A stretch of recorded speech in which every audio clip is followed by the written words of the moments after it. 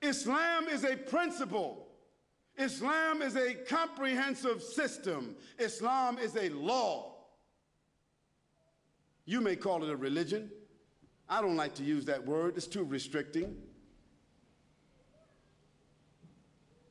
When we say religion, a whole lot of things just come up in the mind from all the movies and books and things that we've read. Religion seems like kind of restriction, like a suit you might wear, like going into some place like it might be to some people virtual reality. You've heard of that, right?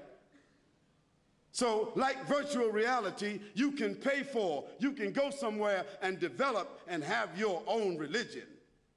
But Islam is not like that. No, it's not like that. Islam is a law.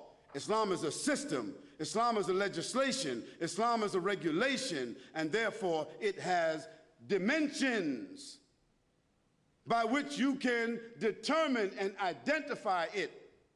Now, a Muslim is an individual who makes the profession that they belong to or they are attached to that system. Do you judge a system by the people who say that they are a part of it? No, you don't. And that's why they have what they call disclosures. So that if somebody works for my company and they do something wrong, my company will not be liable. Is that correct? Because I've already made a disclosure that this person does not necessarily represent our company in policy or so forth and so on. I've made a disclosure of that. Well, God has also made a disclosure that the human beings themselves, God is not indicted, and God is not imperfect, and God does not die, and God does not have the limitations, and God doesn't make mistakes, and God is not immoral, and God is not prejudiced. But some Muslims are.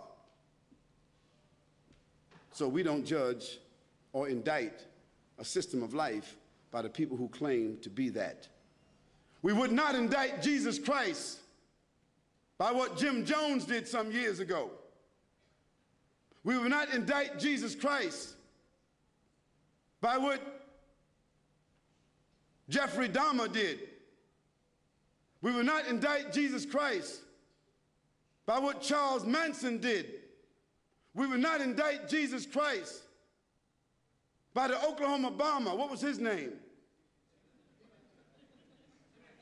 Timothy McVeigh. Was he a Christian fundamentalist? We would not indict him. We would not call any of those people Christian fanatics, Christian terrorists. We would not say that the IRA in Ireland, that they are Christian fanatics. We don't say that. So how do we say Muslim fanatics, Islamic fundamentalists, Islamic terrorists?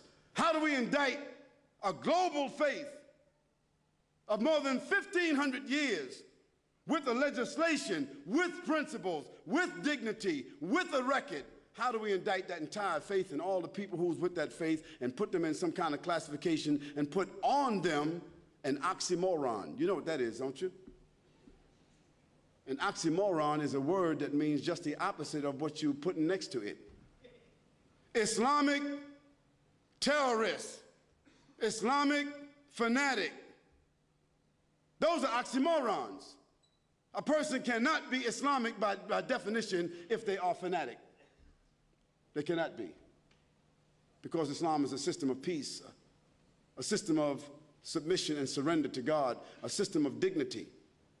Now, if somebody who's a Muslim doesn't act that way, if a Muslim acts as a criminal way, what are they? They're a Muslim criminal, is that correct? If a Christian doesn't act the way Jesus Christ spoke, how he lived, and his message, if a Christian commits a crime, what are they? A Christian criminal. A Jewish person commits a crime, what are they?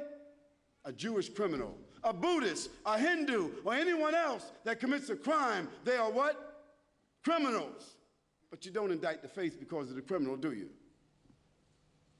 If that were the case, America, Great Britain, France, Germany, all the so-called advanced nations, they got more criminals wearing suits than all the criminals that are in jail. They would all be criminal governments.